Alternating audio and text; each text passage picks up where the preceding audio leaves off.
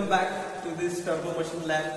In today's session we are going to conduct our very first trial, which is on impact of jet, wherein our aim is to verify impulse momentum principle.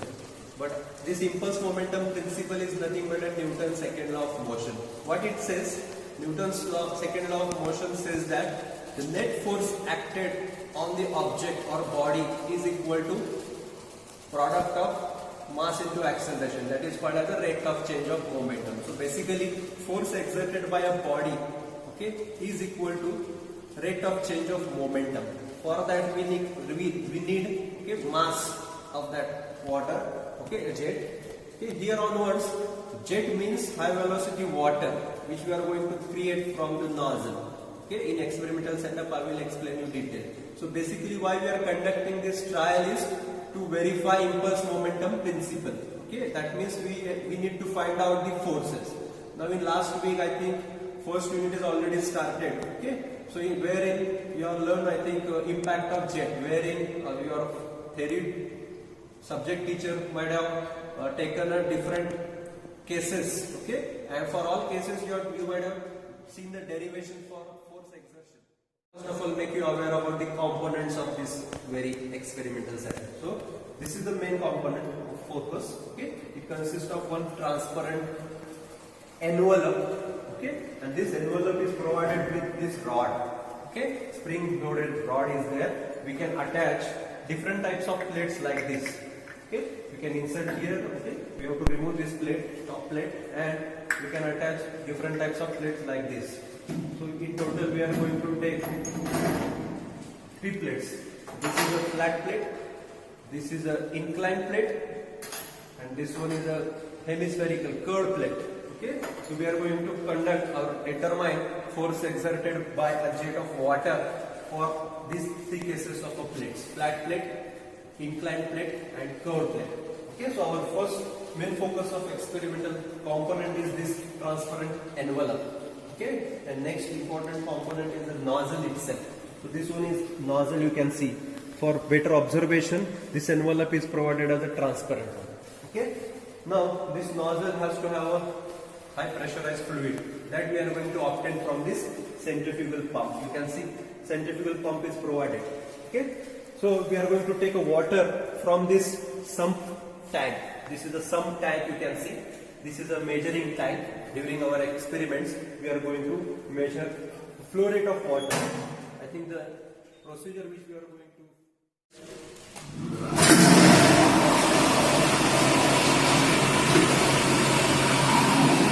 Now we are going to put 100 gram of weight. You can see this. Because of the impact of jet, it is now having a rise in level. Decrease the flow rate.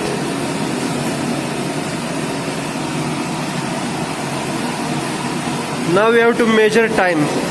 As per our observation table, if you see observation table, it consists of 4 columns. First column is of applied weight. So we have applied here 100 gram of weight. So we can feel that 100 gram. Now our next 2 columns are for R1 and R2. We have to measure.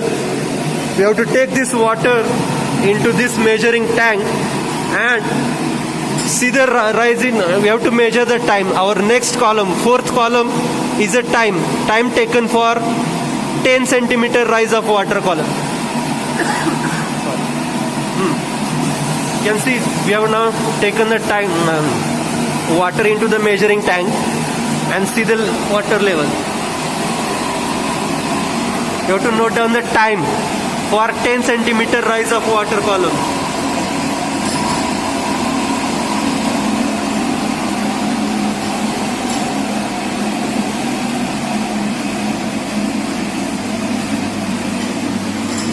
So it shows 16.10 seconds. Now we have to remove this earlier weight and put a 200 gram of weight for our second reading, set of reading. We have put now 200 gram of weight. We have to increase now flow rate and we have to attain that equilibrium position. You can see Okay, with this position now again we have to repeat the same thing. We want now first column of observation table is weight. Now we have to see the time. For that we have to take water. Okay, ready?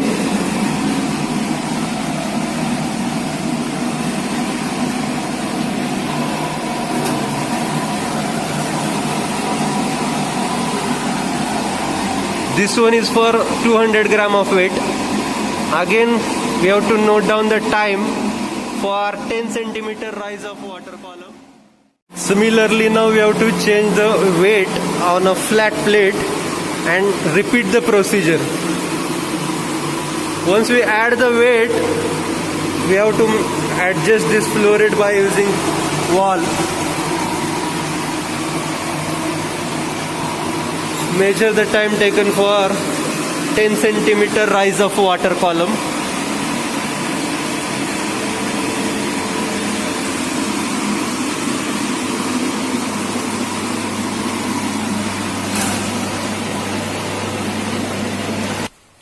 Okay, so now our next and last type of plate is a inclined plate. Okay, we have to repeat the same procedure for inclined type of plate, and again we will add similar kind of weight, 100 gram, 200, 300 and 500 gram respectively, and we will take the readings.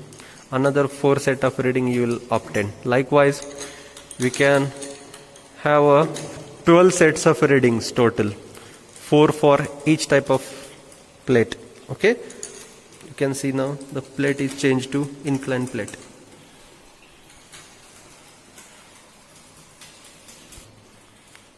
Yes. Okay, start.